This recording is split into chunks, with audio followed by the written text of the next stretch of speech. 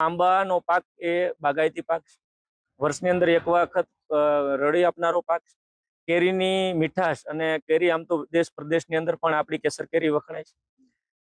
છેલ્લા 6-7 વર્ષથી વાતાવરણની અંદર આવતા બદલાવો અને આપણે જોઈએ છીએ કે કમોસમી વરસાદ, ફ્લાવરિંગ આવ્યા પછીના જે વાતાવરણનો બદલાવો આવે અને એના લીધે આર્થિક રીતે ખેડૂતોને ઘણી વખત ઉત્પાદનમાં ખૂબ મોટો ફટકો પડતો હોય, કારણ કે વર્ષની અંદર એક જ વાર ફ્લાવરિંગ આવતું હોય, એક જ વાર કેરી આવે, એટલે ઘણી વખત ખેડૂતો નાસીપાસ થઈ અને જે જૂના બગીચાઓ છે, 30, 35, 40 વર્ષના ઝાડ છે, એને કટિંગ કરવાનું વિચારતા હોય અથવા કટિંગ કરતા હોય.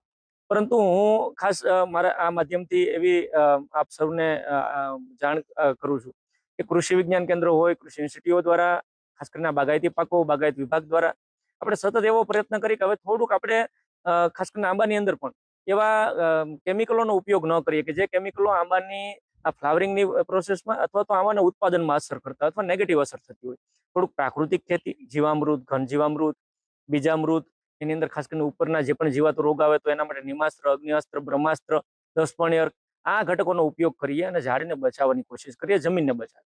બીજું, જ્યાં કટિંગ થઈ રહ્યું છે એ કદાચ જૂના બગીચાઓ પણ હોઈ શકે, તો ખુલ્લી ખેતીના જે પાકો છે, કારણ કે બાગાયતી પાકોથી કંટાળીને ઘણી વખત ખુલ્લી ખેતી તરફ વળતા હોય, પરંતુ એની સાથે સાથે નવો વિસ્તાર, જે બાગાયતના આંબાનો નવો વિસ્તાર પણ શિફ્ટિંગ થઈ રહ્યો છે, એટલે આંબાનો વાવેતરનો વિસ્તાર ઘટે છે એવું કેવું અતિશોક્તિભર્યું રહેશે. પણ આંબાના બગીચા ધારકોને મારી ખાસ વિનંતી છે કે યોગ્ય ખાતર, પાણી અને દવાઓનું જો વ્યવસ્થાપન કરવામાં આવે તો આ પાકની અંદર ખૂબ સારી તકો છે. આવતા દિવસોમાં આ કેરીને આપણે એક્સપોર્ટ કરીને પણ સારા પૈસા કમાઈ, પ્રોસેસ કરીને પણ પૈસા કમાઈ શકીએ.